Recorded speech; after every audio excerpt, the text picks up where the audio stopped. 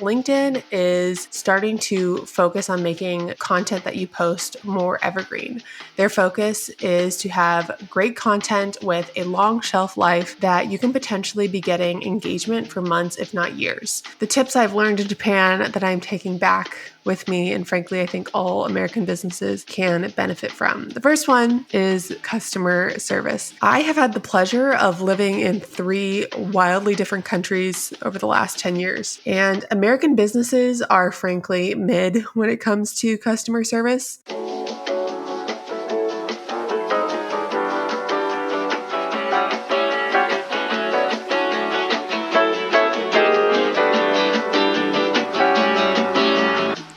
Welcome to the Media Books Podcast, the only place on the internet where creative accounting isn't a bad thing. Owning a virtual firm today means having a professional and modern online presence, and in this podcast, we talk about how to do just that. My name is Kristen Corey, and I'm the owner of Media Books, a media agency that provides creativity exclusively to accounting firms. And if you're an accounting firm owner, you're in the right place. Let's get into it.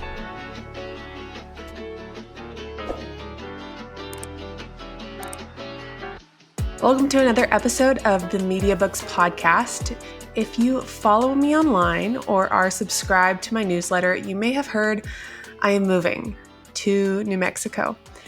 After 3 years of living in Japan, my husband got his work assignment and we will be returning to the States. And I'm not going to lie, I am pretty excited. Honestly, I miss tacos, hamburgers, large cars, but I'm not leaving without writing down a few tips Japan has taught me about business and life kind of overseas. So first, let's get into a headline, and then I want to talk about life in Japan and lessons I'm going to bring home with me.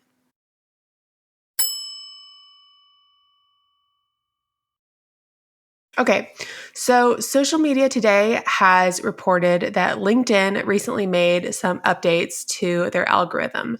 There are actually a number of things in here that I'm pretty excited about and I want to talk about. But for example, the first one is LinkedIn is starting to focus on making content that you post more evergreen. Their focus is to have great content with a long shelf life that you can potentially be getting engagement for months, if not years. And for this reason, they are encouraging their users to post more high value evergreen content as opposed to things like trending topics. So things that are currently going on in the news, which is kind of interesting because it's very much the opposite of what you see on other social media platforms like Twitter. But I think if you consider the audience of LinkedIn, they're business professionals who are busy and don't want to be in the hamster wheel of creating a lot of social media content. I think they're feeding off that and realize that people want one post with a lot of value, and it's just something that they continue to grow from for months, if not years. I already find the content, frankly, on LinkedIn to have a pretty long shelf life, especially when you compare it to other social media platforms. So to me, this is even better news. This may mean that you can post less and still have a very active LinkedIn profile that you can be engaging with people constantly. Another update that they have is LinkedIn is totally aware that you are intentionally formatting your posts so that people click read more, whenever you have like one line on LinkedIn and it's a little teaser. They know that you're doing that and they don't like it. So they think it's kind of manipulated the way people write and post content. And they're absolutely right. People are doing these teasers or baiting, and while it used to help boost a post in the past, they have removed this from their algorithm. Now, when a user clicks read more, it's actually going to have no effect on whether the post is boosted or whether LinkedIn views this as a high value post. This doesn't really seem like common knowledge yet, but I do think it's a step in the right direction for taking out these sort of, again, like these baiting and preaching type content that you're constantly seeing on LinkedIn. People, I think, want more advice and less of a like, hey, do you know? Or like, just these horrible teasers. Do you know what I did in my company that saved me $1 million? It's been pretty awful. And I think they're finally starting to catch on.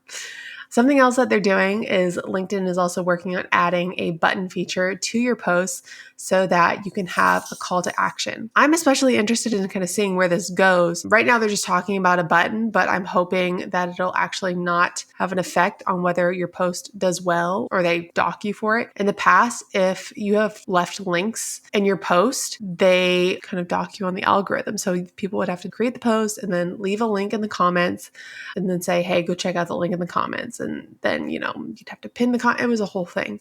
So now what they're doing is they'll have this additional feature where it's a button. And I'm wondering if they're going to make it like not a way to dock you, or they're just going to have it so that when you click the button, another tab shows up or another window shows up. So you're still staying on the LinkedIn website, but they formatted it so that if you do include a link, you at least just have another window open and LinkedIn is still, running in the background. So hoping that is what they'll do. It's kind of something they say that they'll be releasing in the future. For now, we just kind of have to wait and see what happens.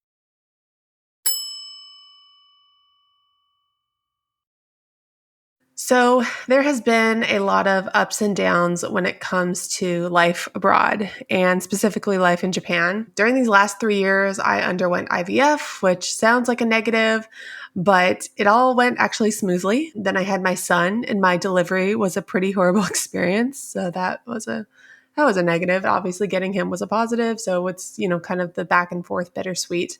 But I mean, on a lighter note, I have found a new love for sushi.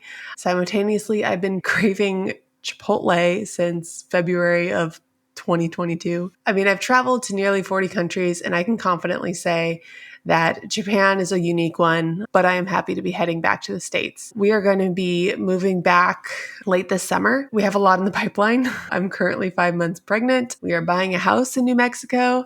And then there's all this stuff you basically have to do when you redo like your life and you do this international move. We also have to buy a car because we're not shipping our Japanese car overseas. Japanese, they drive on the other side of the road. So I don't want a car where I'm going to be driving on the other side of the road. Also, my car is insanely small. And I can basically, change my son's diaper as I'm driving. It's so small.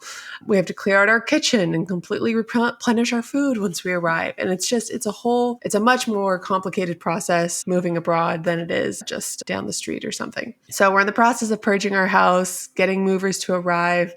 I have a dog that needs anxiety medication for a 9-hour flight. We are in the thick of it. And it's a lot. And I'm actually feeling relatively calm despite it all. My husband and I are both huge planners. And so we have all the checklists going, and knock on wood, things right now are right on track. We still have a long way to go, but I've been optimistic for now. Check back in on me in a month and we'll see if I have all my hair.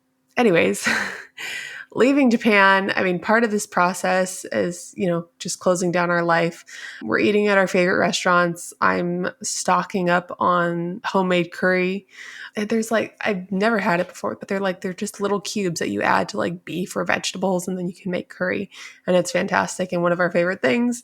But I also felt like as we're kind of closing down our life over here, now would be an appropriate time to reflect on the things that I've learned while being overseas. I've talked about this from time to time, Japanese business, my travels, things like that. But now it's coming to an end, and I feel like it's appropriate to put like a nice little bow on it and close this chapter. So let's get into it. The tips I've learned in Japan that I'm taking back with me, and frankly, I think all American businesses can benefit from. The first one is customer service.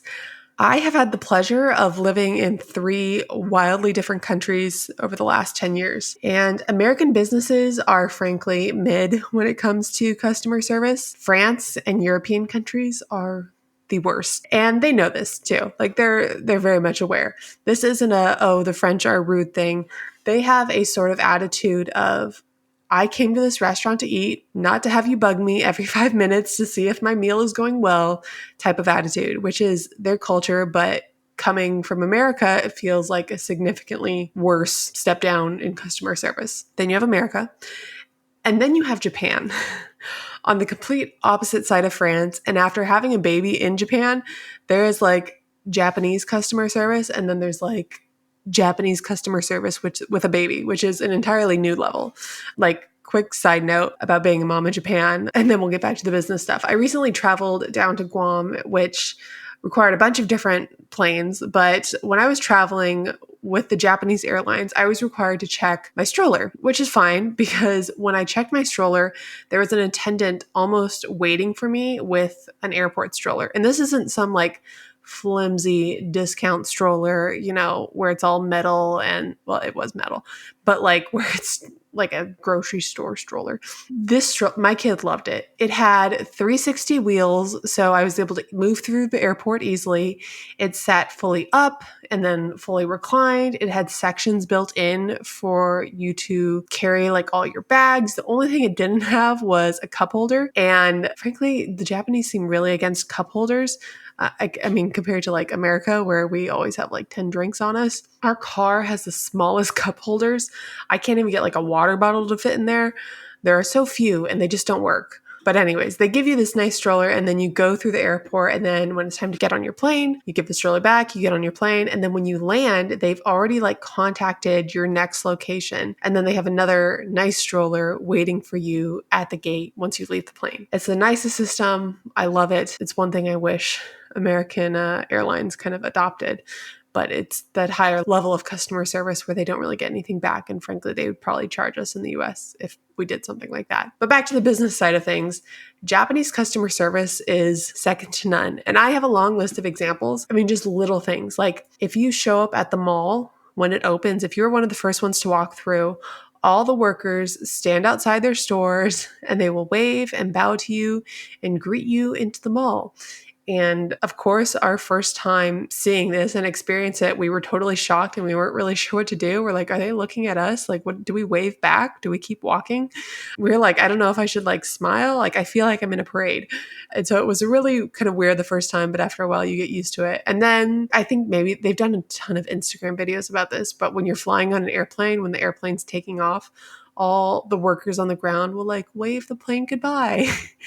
And this doesn't really make the experience of like going to a mall or taking a flight significantly different, but I think it speaks to the level of detail that they put into their work. The customer service that you get at McDonald's, just like any random fast food chain, they're so specific with their processes that you know everything is clean. It's on time. It is so orderly. They'll have lines, like tape on the floor telling you like where to go once you order and then where you stand when you're waiting for your food. And I mean, they never forget anything.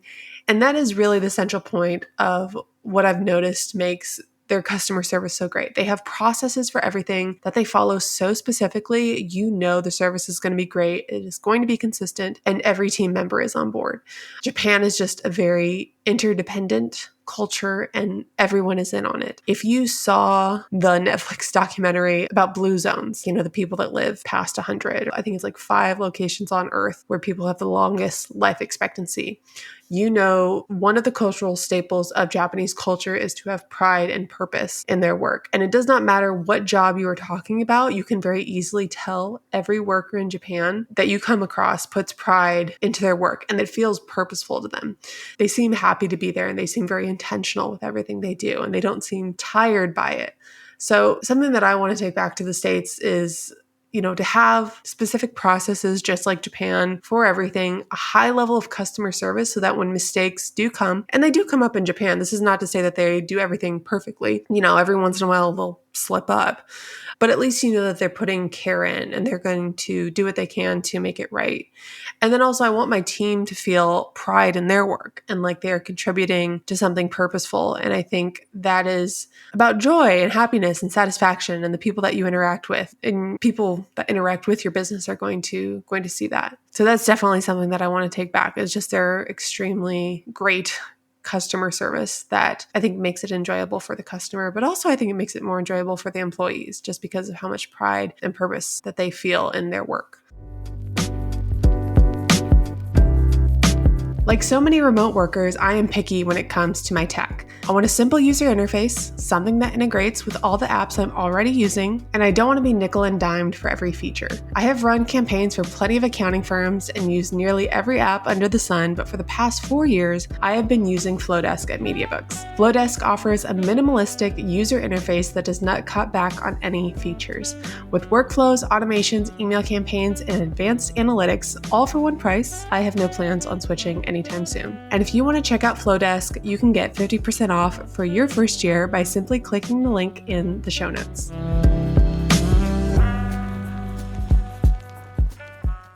The second tip that I've learned from Japan is to just make it an experience. If you know anything about Japan, you have likely seen that they have a lot of like themed cafes and crazy food or just very Instagrammable moments. Throughout my travels here, I've been to a hedgehog cafe. I tried some rainbow cotton candy that was like bigger than my 9-month pregnant belly. We saw some snow monkeys, which, I mean, it's just as it sounds. It's monkeys that live in the mountains in the snow, and they just kind of like hang out in these hot tubs. But Japan is really good at creating experiences for people. Sometimes these experiences are as cool as they look online, and sometimes they honestly feel a little bit like tourist traps. But either way, it's marketing, frankly. They know how to make something look appealing, and that is sometimes difficult. Marketers have a reputation for being salesy. Accounting, content, and firms are not necessarily places people want to come and hang out. Or are we able to, create a lot of content online that make people just want to randomly follow us? We have challenges, and sometimes the entertainment or the fun side of things and making it look like an appealing service that you do want in your business. But when you make the relationship of working with service-based businesses like ours an experience, maybe that makes us more palatable or enjoyable to work with. So if we consider an example, when you onboard clients, make them feel special. Send them a welcome email with FAQs. Make them feel like you're welcoming them into your business. Make your meeting link easy to find. Set clear expectations. Introduce them to your team. Make working with you an enjoyable, stress-free experience. And it seems kind of like duh, but if you really just have in your mind that you are giving your clients an experience and you're thinking, okay, this is what are they experiencing right now? If you don't know, then you may have your answer. What can you do to make it better? The third thing that I definitely want to take back with me is just the idea that efficiency can be a luxury. The Japanese love gadgets. They especially love when it has to do with efficiency, but it's not always about saving money or making more money. Oftentimes, these little efficiency gadgets or machines simply make people's lives easier. That's it. Nothing tied to a dollar, nothing tied to your bottom line, simply convenience. A great example that I have is my husband and I went to the Disneyland in Tokyo, and they had this breakfast buffet, but this was pretty early in our time in Japan, which means that COVID was also going on. And they were still taking a number of precautions to, minimize the spread. But this breakfast buffet had gloves that they asked you to wear before going through the line. And of course, these were not just any old gloves. You would walk up to this machine, wave your hand over this small sensor, and like the lightest little stream of air would be directed towards the opening of the gloves and allowing you to easily slip your fingers directly into them without having to touch anything. It was completely hands-free, like glove placement. I imagine they have to be using this for doctors because I think doctors' gloves are a little more sturdy than these were like flimsy buffet gloves. But I'm sure if you had asked any of, the workers or whoever created this, oh, this machine decreases germs or something. But honestly, this just seemed like a pretty detailed contraption for putting on gloves. It felt like a luxury. And sometimes you can have these little luxuries that just make your life more enjoyable and they don't tie directly to your bottom line. Another example is that we've stayed at a ton of hotels over the past 3 years. And while plenty of American hotels have amenities like shampoo and conditioner, they take it a step further. And it's pretty common to find Q-tips, a razor, toothbrush, combs, cotton pads. I have even seen some nicer hotels that have like bath salts for you to enjoy like at the end of your, while you're walking through the streets of Tokyo. And these are even at the cheap hotels too. It doesn't matter what level of hotel we're talking about. It's a little luxury convenience that is almost now expected when you go into these hotels. And it just makes the experience nicer knowing that there are little hygiene backups when you travel. And this is all to say, not every app or process you build in your business has to be about growing your bottom line. I know that may seem like a counter hustle culture, but sometimes you can simply do things because it makes the experience more enjoyable, or it provides you with a little bit of luxury and joy. And that is worth something. And even though it may not have a monetary value tied directly to it, it doesn't mean that it's not worth it. Our new web design process takes 2 weeks. Yeah. You can have your website up in less than a month, which means you can finish your website before you finish your tax returns. Who would have thought? The thing about our process is we get super organized, which means we can only take a certain number of clients each week. So if you're looking to get your website up soon, schedule a consultation with us to learn more about our availability. After the consult, I will send you a proposal and reserve your date. Schedule your consult by visiting mediabooksagency.com. Mediabooks, the only place on the internet where creative accounting isn't a bad thing.